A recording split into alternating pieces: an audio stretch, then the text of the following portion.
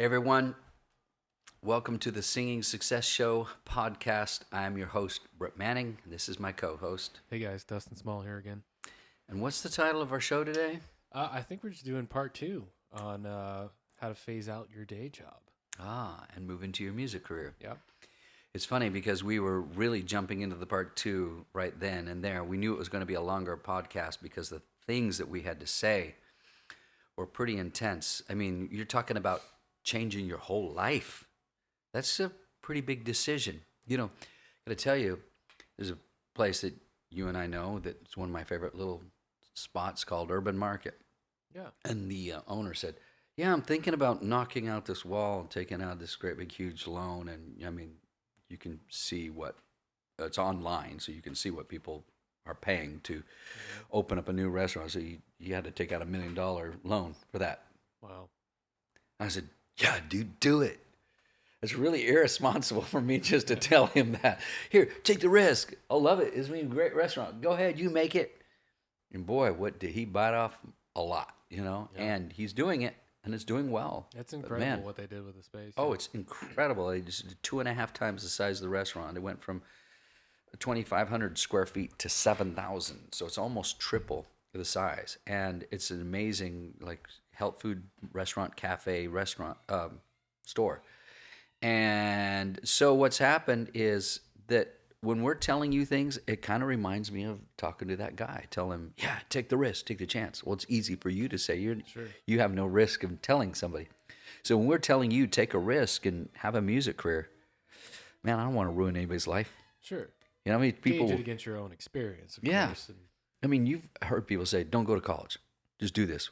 Wow, telling a person not to go to college is pretty hefty. it's a terrible generalization. It is, and at the same time, you know, some people are better off not going to college. Sure. And some people like you should have went to college because you don't have a skill set and you're kind of lost in this industry. And there is a time to tap out when you realize just nobody gives a crap about your singing.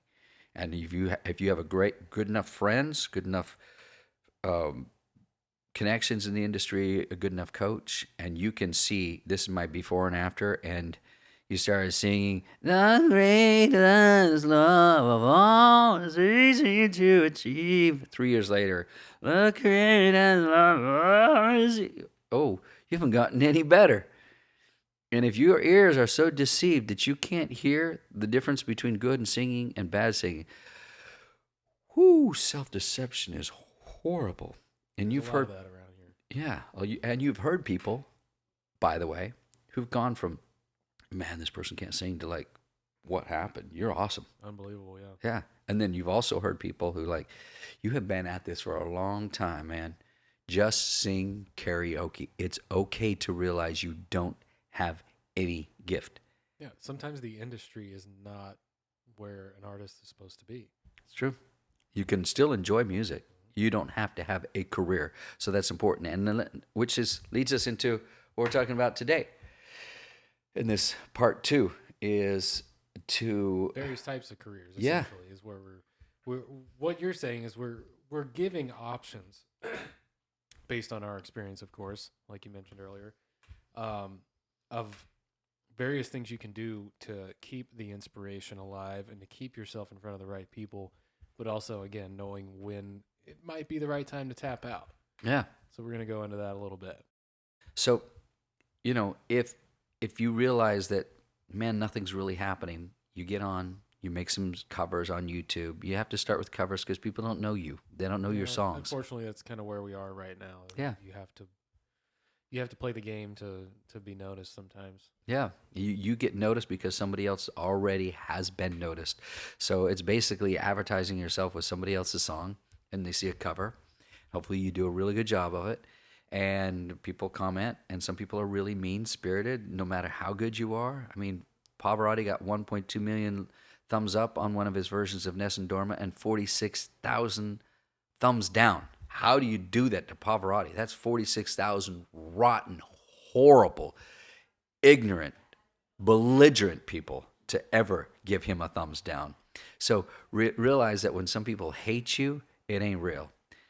and then realize that if nobody loves your music and nobody's paying attention to you and you can listen to see how far they've gone.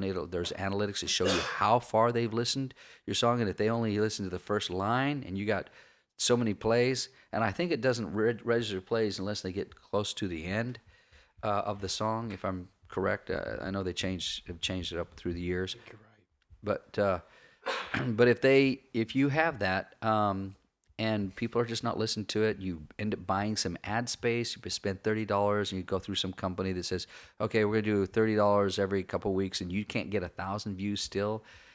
Then just nobody cares, and that's a horrible thing to face when you think, man. We will talk about that a little bit. We're going to talk. I think we're talking. Or is it this?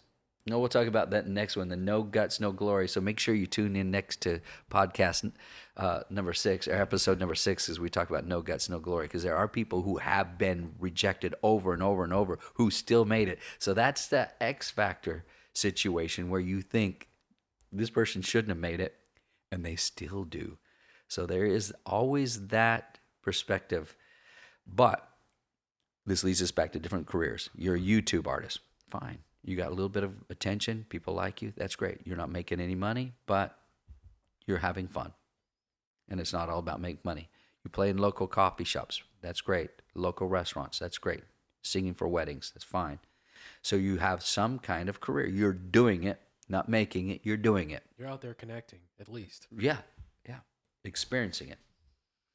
And let's talk about those various levels of careers a little bit. Well, I think starting with the connection again is the most important thing. Is your music connecting? That's chances are, if nobody is really caring about it, as you were mentioned earlier, it's because you haven't found your individual voice Mm-hmm. and you haven't found a way to connect with your audience. Mhm. And isn't that really why we're all here anyway? Right. People just want relationships. Sure. And I mean, in your experience, you could probably speak on some length about how to translate simple songs, whether they're just covers or something you've written, into meaningful performances and connections. Mm-hmm. Which leads me to another thing. What if you're just a good songwriter? Somebody else sings your songs better than you.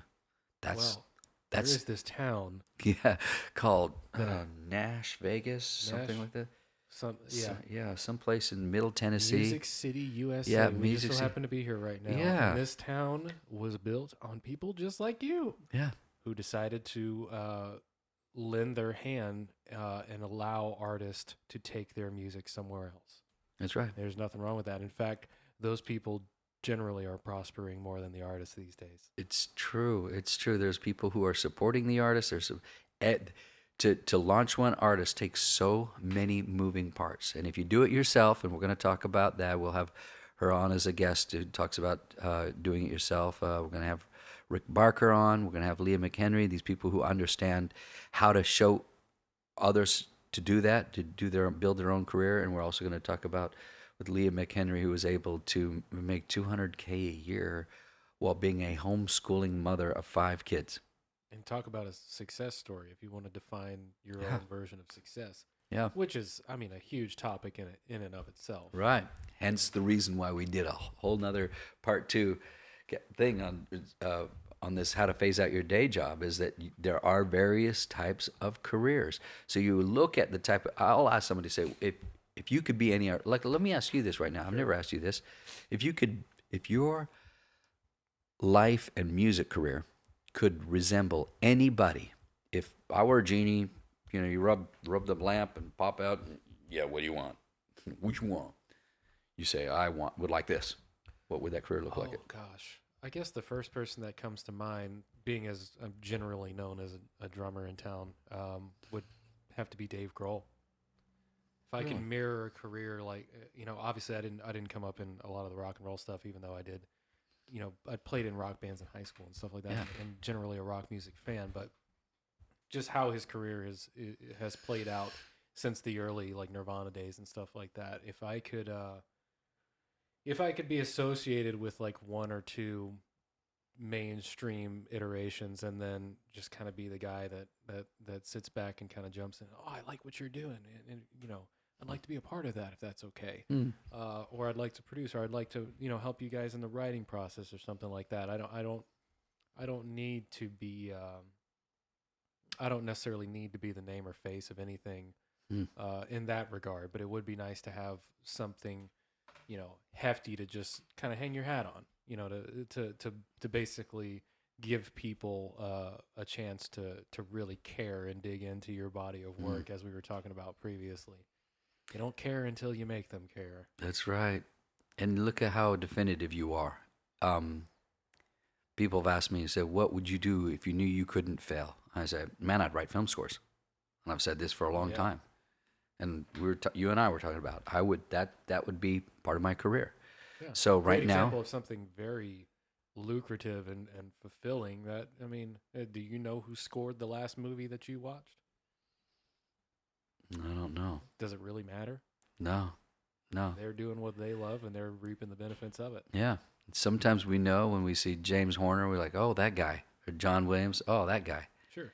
And you understand there's have certain styles that are very identifiable, and then you can pick up little clues from them and adapt your career to that, which is when I say, what kind of career do you want?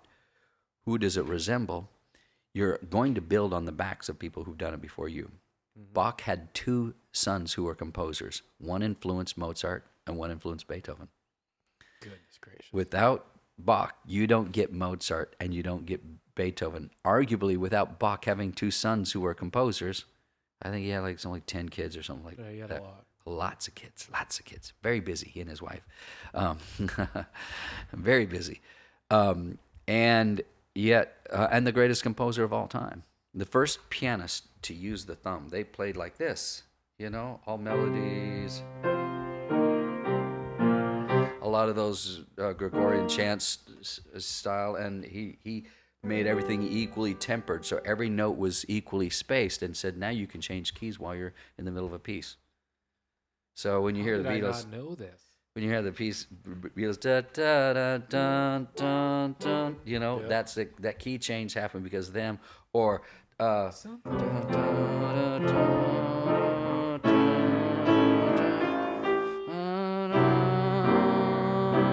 those notes that are normally not in the song is because he wrote music that could just change keys again and again and again. If you listen to the famous, for y'all know this one, Bach Prelude number 1. Still the same key, right? It's the Ave Maria, that one, Gracia plena, Gracia plena. See, boy, I haven't played it for a while. Now my son plays it perfectly. I know, I get screwing up Bach. But anyway, I can't sing it and play at the same time. It's so hard. Who could? But it just keeps changing keys, and then all of a sudden it goes from this G thing to G diminish, and then F. What is it? And then to an F diminish.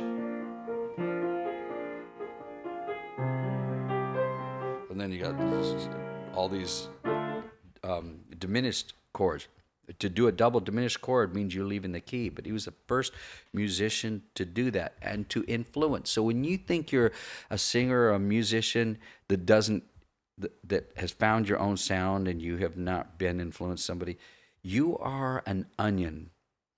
Every year I get people come to me and they say, Brett, I need to peel away all my prescribed identities, my religious prescribed, my philosophical, my culture prescribed identities. I need to find out who I am as an artist, all my education, all my influence. I have too many influences. I need to peel away and find out who I am as an artist. And I say, peel away, son. You're an onion. Ain't nobody home. You are everything you've ever come into contact with. And then yet you want to throw away all those influences? Sure, it's almost like you're too focused on the minutia. Yeah. Just incorporating the thumbs changed everything about being able to create melodies. So, what is your thumb incorporating? Yeah, into right, your artistry? right. You lean on Bach. You know who influenced Bach? This guy, this one.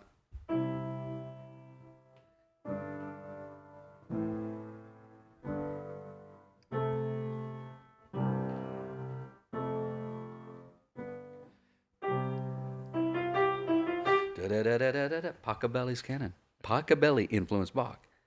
That was a guy moving outside a little bit out of it. But that is a, I mean, I'm sure you've always listened to that. And he goes. It's a kid's song almost, Yeah. but it's beautiful, Sure. stunning. Every wedding, you're like, Pachelbel's canon, you know? Well, my wife walked down the aisle to that, so I guess I can. Did she? Yeah, Pachelbel's canon? It's a tradition, you know? Or you could do the thing where you're dancing and you come down, everybody's doing that, and it was kind of cool for a little bit, these little cheesy auto-tune pop songs. That's fun. If you did that, it's cool. It's charming. We all cried the first time we saw it. But Pachelbel's canon, man. It became that timeless simple. for something very simple. And you build on greatness. So when you think you're trying to, somebody says to me, says, I like to be really random with my chords. And she's going,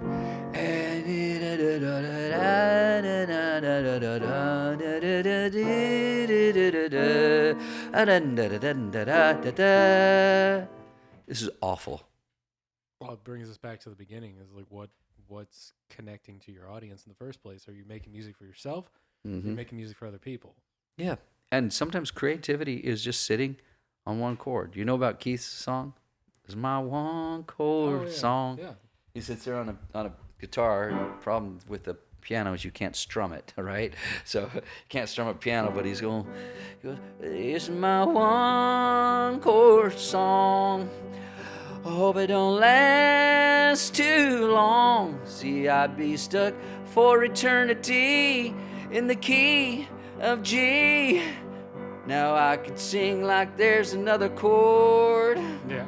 Did you say there's only one chord in that song? I mean, the first time he played that for me, I just died because somebody said you should be able to write a song with two chords. And he goes, I can write that song in one chord.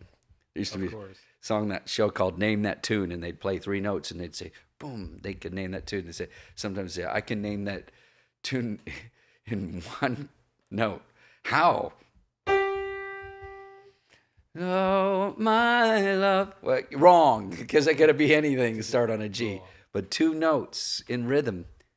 And here, look what he did. Something so simple. That one chord song. People freak out every time he plays it. Chances are he did that for someone else, which is why, I mean, why would you write a song with one chord anyway? Yeah.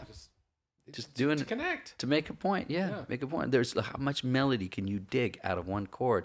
So when you are creating, you become, there's a word for it? When you are creating, you become an asset to yourself. Anybody who is creative will always have a job. If you are creative, you will always have a job. Now, how do you know when you're creative? When people like what you create. Sure.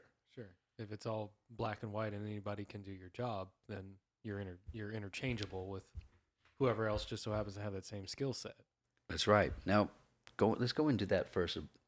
So what levels of career? There's the level of career where you're just YouTube artist, you're stay-at-home artist, where you're a touring artist, you're drumming for somebody, singing backup vocals for people, where you're a studio producer, you're a studio musician, maybe you're a studio musician, you're an artist, you're a writer, you're a producer. You've done all of those things, everything. I've done all those things except for I can barely keep a beat on the drums. It's okay, we'll work on it. It's all right. You'll teach me. Yeah. But I can play drum tracks. I can track it out because I can beatbox a rhythm. So if I can do that, eventually I should be able to play. But we've done so many different things that all contribute to the overall value and net worth as a viable artist or a viable musician working in the industry. Right. We have met people who have done fantastic things. There's a keyboardist here who played for one of the biggest rock bands of all time. I don't see hardly any work coming out of him. But he is a legend. Really? And I respect him. I would probably bow down if I met him and come on, get up. I'm only a man, sorry, I just can't help it. Your music has changed my life. And you've heard so many of it. You hear one of his little rhythms, you're like, oh, you did that on the keyboard. I'm not going to mention his name because he's not working a whole lot now. He still does some work as a place, and he produced one of my students and did a brilliant job. But it's hard enough to actually have a career. The energy you must use to find a career, to build a career, you must always use to sustain a career. It's like getting in shape. Yeah, You don't get in shape, you stay in shape. correct. It's your lifestyle, and you're always trying to do something new. You're always hearing me, what's my new thing? Oh, my new thing are like those kind of yoga push-ups where you do the banana push-up where you downward dog, upward dog, and, yeah. and it works your shoulders out. The first thing Vinyasa or I do them I do those in the morning, and they're Indian push-up, India from India, that not an Gotcha. Indian, American Indian, which is Native American, but I do those push-ups, and they're hard, and I can do 100 push-ups at any time, but I do 10 of those, and then it's hard to do 10 regular push-ups. finding the variation in something that was, mundane and repetitive before, that changes the entire perspective and outlook on your creativity and your workflow. Well said. You're always so concise. So, but yeah, exactly. That's what happened is that for me, if I don't innovate, you have to innovate, you have to create, and you have to reconstruct what you think is great, or you're dead. Yeah. This industry will leave you fast, and people will be always. I know producers are trying to produce some of my students and going after headhunting them hardcore. And she says, "Should I work with this guy?" I said, and that old saying, "What have you done lately?" Because that's really all that matters is that you've done something lately. And he wants to experiment with you. Okay, good. Tell him you get one track for free. Really, for free? Yeah, and you get a percentage of that. Little note for you people, if you're ever hiring a producer, side note, and I'll probably bring this up in future podcasts because you can't hear this too much. Don't ever pay a producer 100% up front. Make them work for it. Probably not a good idea. Half up front, half at the end. I always do that, and I always get my product because he's looking. He got all his money. Now he's paying off a debt. He's working off a debt. He's enslaved. We No. could probably go more into detail on that on a later podcast because I think we're wanting to talk about when a record deal is right or not right for you at a particular point in your career. Yeah. I think that would tie in greatly with that. Yeah, and I think we can talk a minute about that. So Sure. sometimes your end goal is not to be an independent artist, totally independent artist. Is you want a minor, a label deal, an indie record label deal, and those give you a lot more freedom. Sometimes you're touring in small places that hold 100, 150 people, and you're not making any money, and you got the minivan, and you're moving, you're going around the country. You've been in some of those situations, and you've been flown out for gigs. It's really nice to go out to L.A. and you play, and you come home, and that's really nice and cushy. Those are different levels of. I mean, you've literally played in stadiums, and you played in little, small, tiny, crap venues. Absolutely. Some with me. So crap venues. And you do that, and they're all contribute to what you eventually should do and what you want to do. Every show should be Yankee Stadium to you. Oh, yeah. You got to treat it the same way. And so if you're looking for that career that you want a major label deal, you need to have a major label voice, and you need to actually build your career. You actually have to be a certain age. That's unfortunate. But guess what? If you build your career and you're not a 17-year-old girl, just graduated high school early and you can play 4 instruments and you're drop dead gorgeous and everybody loves you, if you're not that person, you could still have that career. The same thing with Ed Cash. He's almost 50 and he just signed his first record deal. Yeah, there are exceptions to the rule for sure, but it all has to do with the workflow, the work ethic that you have, and the niche that you are choosing to explore at that time. It's nice to sit here and talk about all the ways that you could contribute to the music industry and hopefully get something back in return for it. But if you haven't picked your lane to stay in, it's all just kind of just throwing darts at the wall and hoping that something sticks. You got to specialize in something eventually, but it is a great idea in general to try as many things as possible. As long as you've given yourself enough room for failure, which we've talked about before, is okay. It's part of the process, but yes, eventually you need to land on something that you are known for. Mm. This helps to create more buzz for what you do. They're like, oh yeah, I know that person. They've done this, and I know somebody who said they did this with them, and I don't know what they're working on right now, but blah blah blah. No, you're like so and so is great at X, Y, or Z. You know, if you can do X, Y, and Z, that's great. But it's great to have a thing. Mm. Wow, you just said something that triggered a lot of thoughts. That's what we're here for, The Brad. thing you want to be known for. That's what I text Leah McHenry this summer, and I said, "Look, I've been just writing tons," and I said, "I'm trying to pick my direction. What do I do?" And she just texted me this: "What do you want to be known for?" And I went, There you go. "Wow, what do I want to be known for?" And you know my secret desires of my mission in life. You know Sure. about that. That everything is leading to one great big, more noble desire that I don't want to make public until it's done. Sure. But the noble desires is what you hope to be recognized for. But if what you want to be known for is, I just want to be famous. Why don't you just, while you're in the process, just say, I would really like cancer, because it's kind of the same thing. Fame is a disease. It's a sickness. You don't want that. Notoriety is fine. Respect, yeah. Success. Chase the career. Chase the art. You're okay. Chase fame. You're dead already. You will do anything and everything if you want fame. You will compromise everything that you hold dear. I know, I've seen it again and again. Artists that I look and say, this person is a shadow of who they were. They're not even a shadow. There's no resemblance to the former person and the glitzed and glammed artist that has now transformed themselves, or rather allowed themselves to be transformed into the image of their maker. Right. And we're not talking about being made in the image of God. Sure. Yeah, we all know Made, what that means. made in the image of fraud. Yeah.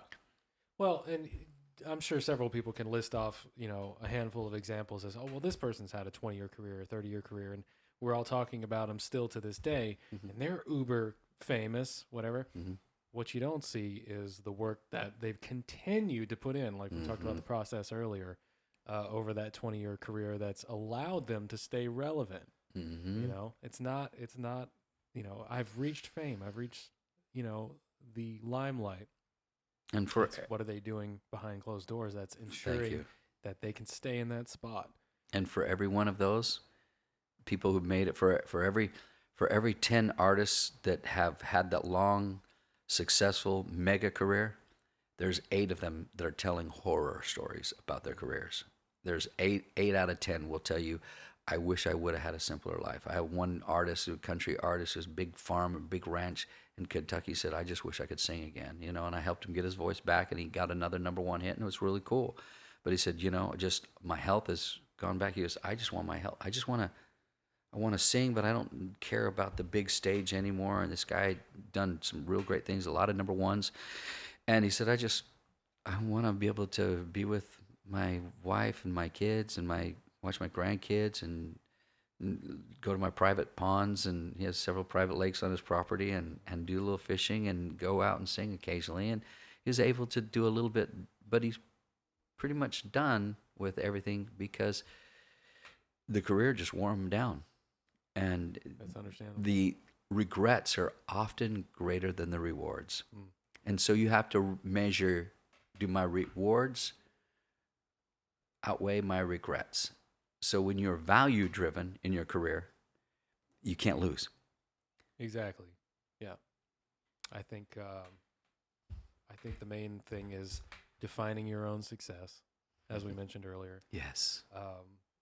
Picking your lane, and also putting in the exact work that's required to meet that goal day in and day out, treating it as if it were potentially the last day.